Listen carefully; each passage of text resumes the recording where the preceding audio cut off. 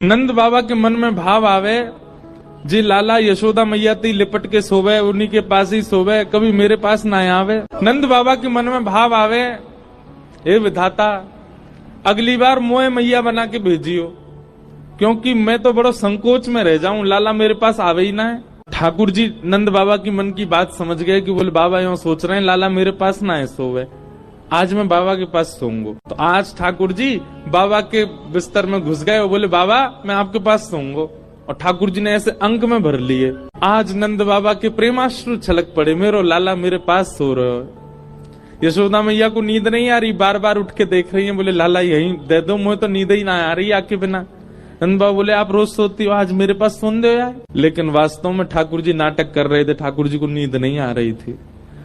नंद बाबा की बड़ी बड़ी डारी कभी लाल जी की आंख में लगे, कभी नाक में घुस जाए, कभी गालन पे छुए।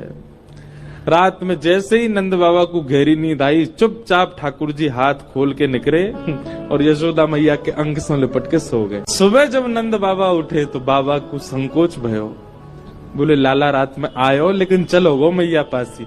फिर सोचने लगे कि काश विधाता मैं मैया ही होता तो लाला मेरी गोद में ही रहता हमेशा। ठाकुर जी को लगी बाबा को कैसे सुख दूं मैं। सो ठाकुर जी क्या करने लगे, सोते तो मैया के पास हैं, पर नंद बाबा जो दिन भर बगलबंदी पहन के रहते हैं, रात्रि में जैसे ही उसको उतार देते हैं, ठाकुर जी नंद बाबा की बगलबंदी पहन लेते हैं। अब इतने से लाला और इतनी बड़ी बगलबंदी, और वह पहन ले सो हाथ ठाकुर जी के ऐसे लटके, नीचे नीचे हाथ लटके, नीचे बगलबंदी लटके, और नंद बाबा की बगलबंदी ही ठाकुर जी कंबल बना के ओढ़ लें, वही मई सोमे, वही मई दुबक जाए, वही के भीतर ही रहें। पूरी रात ठाकुर जी उसमें किलोल करते हैं। श्री ठाकुर जी की अंग की सुगंधी से जब वो बगलबंदी अंकित हो जाती है, तब अगले दिन नंद बाबा पहन के जाते हैं तो उनको पूरे दिन यही आभास होता हो कि लाला मेरे हृदय से लगो गए हो, लाला की सुगंधी आ रही है, लाला रात भर यही में सोए हो। तो वो गगदल पहनते हैं श्री ठाकुर जी, वो शीतकाल में ही दर्शन होता है।